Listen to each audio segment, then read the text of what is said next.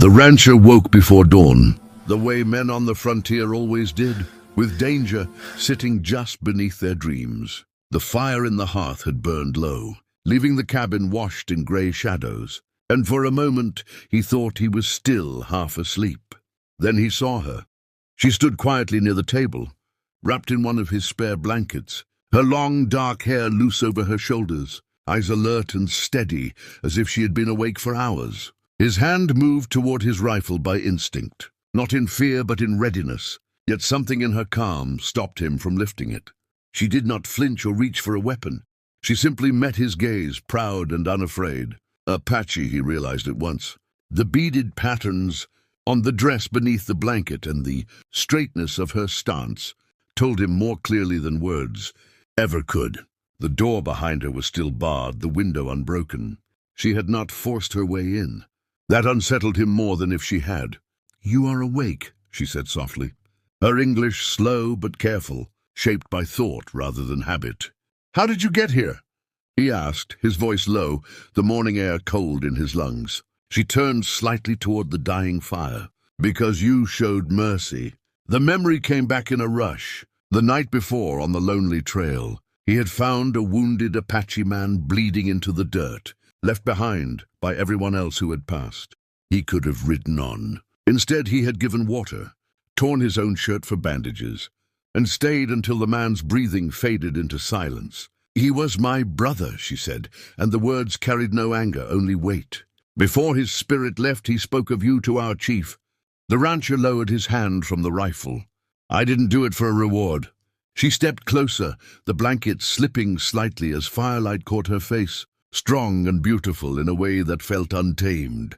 "Among my people, a life-given kindness must be answered," she replied. "A brave act cannot be ignored." Outside, faint hoofbeats circled the cabin, unseen but unmistakable. Riders waited in the darkness.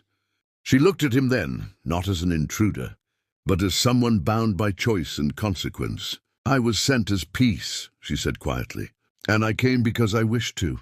The sun climbed higher, spilling pale gold through the small cabin window, and with it came the weight of what the night had changed.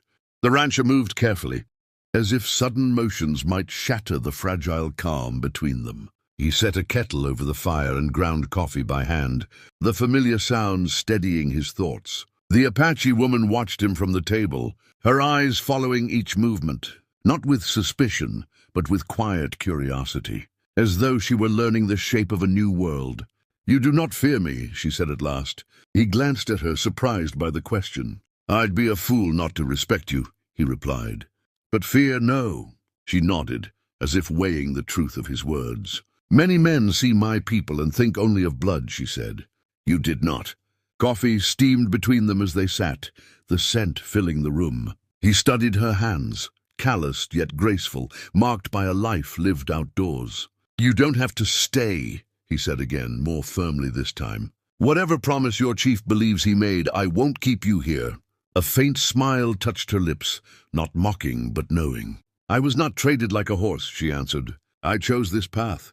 She told him then how the council had gathered after her brother's death, how voices had argued for vengeance, others for silence. Finally, the chief had spoken of balance. A kindness must return kindness, or the land itself would remember the debt. Gold could be stolen. Blood would only call for more blood. But a woman given freely could build a bridge between enemies. "And you agreed?" he asked. "Yes," she said simply, "because I wanted to see the man who stayed when death was near." The days that followed unfolded slowly. She learned the ranch as if it were a living thing, helping mend a broken fence, feeding the horses, planting seeds in the hard soil behind the cabin. At night she slept near the hearth, never asking for his bed, never showing fear. He found himself listening for her breathing in the dark, comforted by the quiet proof that she was still there. When they rode into town together, the stairs came sharp and heavy. Whispers followed them down the street. The rancher stood tall, his presence a shield, though she needed none. She walked beside him with her head high, and in that shared silence, something unspoken began to take root. Trust, growing slowly but strong, like grass breaking through stone. Trouble arrived on the ranch with the sound of hooves and the smell of dust. Sharp and unwelcome, the rancher saw them first from the rise beyond the corral. A half-dozen men riding hard, rifles slung openly, their intentions written in the tight lines of their bodies. He felt the familiar tightening in his chest that came before violence and turned back toward the cabin. The Apache woman was outside, hanging freshly washed clothes, the morning wind lifting her hair. One look at his face told her everything. "They are not friends," she said calmly. "No," he answered. "They're not." The riders didn't waste time on politeness.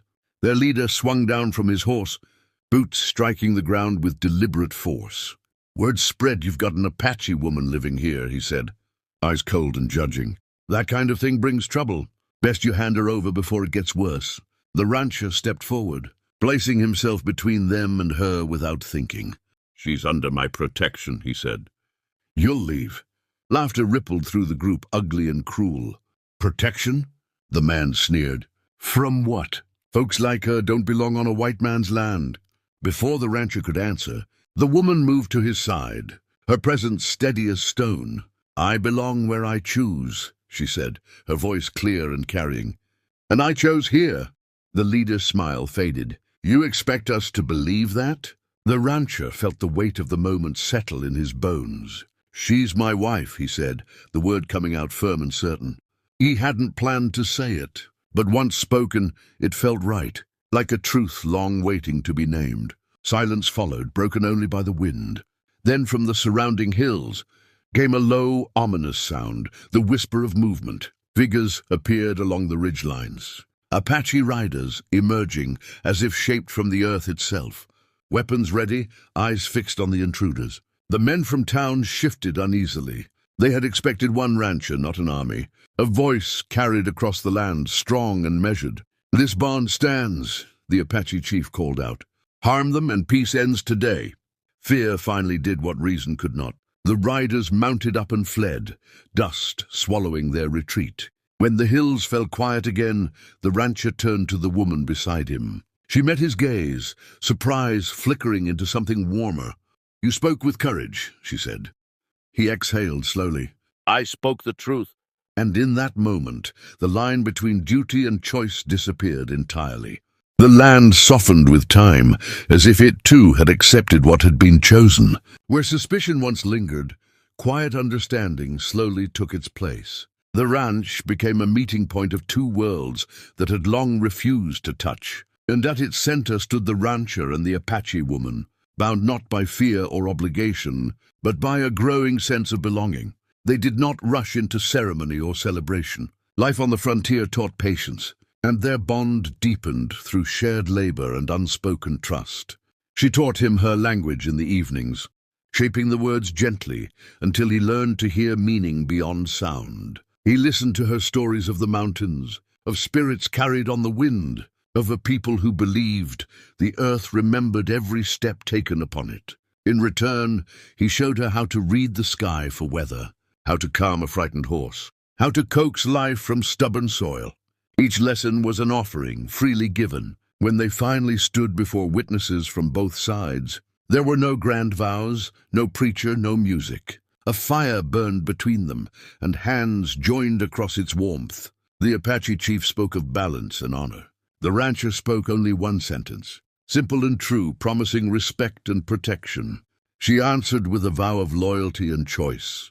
That was enough. Seasons passed. The whispers in town faded as people saw peace where they had expected chaos. Trade replaced tension. Children from nearby settlements watched the Apache woman ride past with curiosity instead of fear. The ranch itself flourished, fields greener, fences stronger, as though harmony had found fertile ground. One early morning, the rancher woke before the sun and watched his wife sleep beside the hearth. Her face relaxed in a way he had never seen when she first arrived. He realized then what the true reward had been. Not her beauty, though it was striking. Not protection from enemies, though that came too. It was the chance to become more than what the world had told him he was allowed to be. She stirred and opened her eyes, catching him watching. A small smile curved her lips. "The land is peaceful," she said softly. He nodded, reaching for her hand. "Because you are here." Outside, the prairie stretched wide under the rising sun, holding the story of a brave choice made in kindness and returned in love. In a hard and divided world, two lives had crossed not by conquest, but by courage, and the land remembered them kindly.